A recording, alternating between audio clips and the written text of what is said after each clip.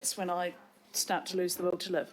So next item is the Regional Historic Heritage Grant. Item 20. Item 20.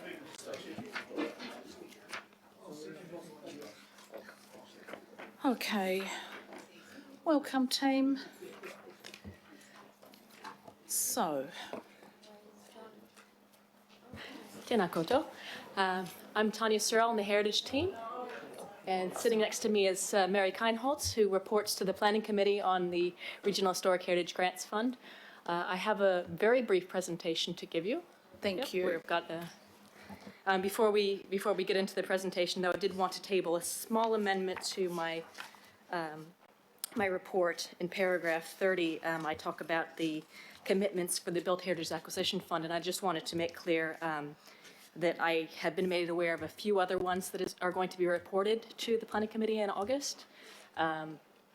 Unfortunately, my manager, Noel Reardon, sends his apologies. He'll be reporting on that in August. And so it changes what funds in the CapEx budget for the Built Heritage Acquisition Fund are available, just ever so slightly, but there's still plenty of unallocated CapEx over the life of the LTP. So just that minor amendment. Cheers.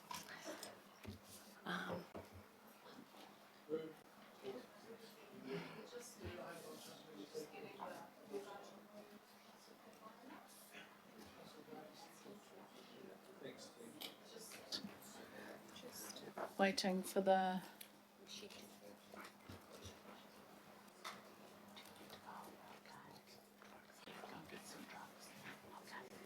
Excellent. Okay, right. Just 5 slides.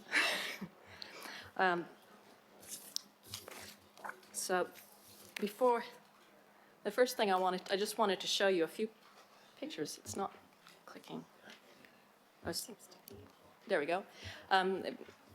Just a few slides to show you. I wanted to give you an idea of what privately owned historic heritage places look like, the variety of different places, and the Regional Historic Heritage Fund does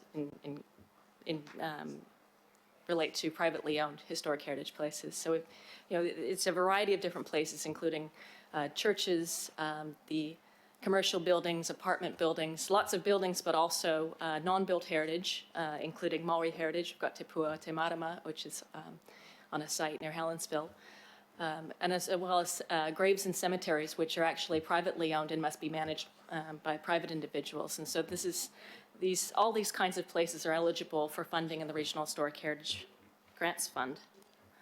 Oops. Forward, there we go.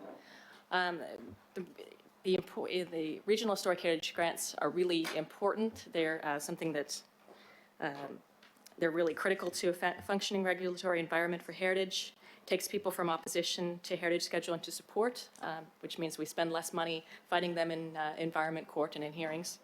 And public funding for the public benefits of protecting and conserving privately owned heritage, so that it leverages the private investment. $2 for every $1 that we invest, we leverage that money back. We're trailing behind the other councils in New Zealand. So I've got just an abbreviated table from the report in there, just to show just how much farther. And we look at that in terms of the amount of places that are actually eligible for funding relative to what there is to give. And so if you did that, then we have about, I think it was $35 for each place that is eligible for funding allocated. So this really frustrates applicants, and it makes it really discouraging, actually, to apply. So that's why we're here seeking your approval in principle to reallocate some of the funding that we have in other areas for historic heritage. We have to look at how we address that over the life of the LTP in terms of what funding is available in what years. But that's, in essence, the approach that we're proposing today. So I can take any questions. Great, thank you. That's a little bit embarrassing that our fund is so much smaller than Wanganui's. Member Wilcox. I've got a raft of questions. First of all, it's the What percentage have we allowed for Māori sites? So at present, the entire fund is about $84,000 per year. So- It's not ring-fenced for any particular outcome, but it is, Maori Heritage is one of the priorities for the fund. Okay, so I think my second question is then, so if there was, what would be the tikanga for mana whenua or for Māori to gain funding? Or do they just have to throw their hat in and hope that the egg spins their way? So at present, they are encouraged to apply, as with other kinds of applicants to the fund. They can apply as landowners with heritage sites on their own land, or potentially in conjunction with another landowner who has a site of significance to them on their sites. Yeah. My third question, if you don't mind, Madam Chair, is it's regards to, have you worked with I noticed in the Hakawe Māori, there's a distinct thing there that Māori are not applying. Have you worked with the IMSB Secretariat on this, with this program? At this point, we haven't, because of the size of the fund, because it's just so discouraging and so oversubscribed that's something that's discouraging everybody. This is what we'd want to do in the future. We definitely, that's the things that I've included in the Maori impact statement are sort of my speculation, but I'd like to actually go out there and get real data on the ground to understand what's going on there. We're just as interested in the pennies as we are with the millions. So, I think it's important that there's some discussion with the IMSB Secretariat on this, because I think there's a definite communication lack here. And my final one is really a question regarding, did you ask for permission to take that photo of Te Muri? Yes, that was part of the grant application, actually. Would you answer that? Oh, yes. That was a grant, a successful applicant in 2015, 2016, and they agreed to be interviewed for an article that was promoting the round and used their project as a case study, and so they gave their permission to use that photo. Awe. Who? The family, Rowena Henderson, I think. Oh, yeah. Yeah. Okay, come on. Okay. Okay.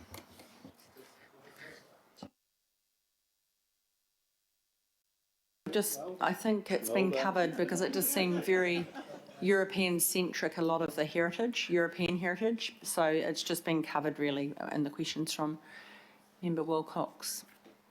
And I suppose I could ask, so in terms of, I know do we have a Mariah Fund? So that's really, that could cover some of the heritage. And is that adequate either? Well, I know you're probably not your forte, that's okay. We'll find out. Yeah, I'm sorry, through the chair. I'm sorry, I don't know. There's approximately about 16 million over the 10-year period of the LTP available for Marae. 60. And, that's great. Oh, so could that be used for heritage sites as well, other than, or is it a different sort of kaupapa? Are they more active marae? Whenua Marae.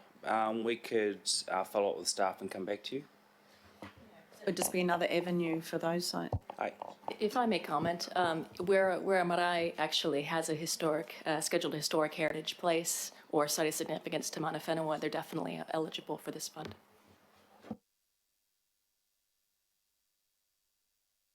No, but, yeah. Madam Chair, do I need to ask that that consultation occur with the Secretariat, or is that a given? Koro and I were just having a quick chat about that. I wonder, and I'm happy to add, we've got movers and seconders, but if they're happy to add in a C, where you feel free to change the words, but that the IMSB be requested to work with our grants team on increasing because the point you were making is that we seem to have a low application rate from Māori. How would you like to word it?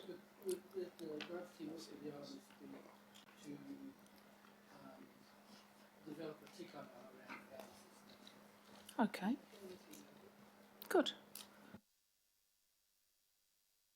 moved that? Was that councillor Filipaina moved and was it councillor Darby seconded? You're happy with that, councillors? Okay. I'll put that, all those in favour please say aye. Against? Carried. Thank you. Work. Appreciate that. And we'll, I did. I said all those in favour please say aye. Against? Carried. Yeah, I think I was the only one who said aye. Anyway, done, sorted.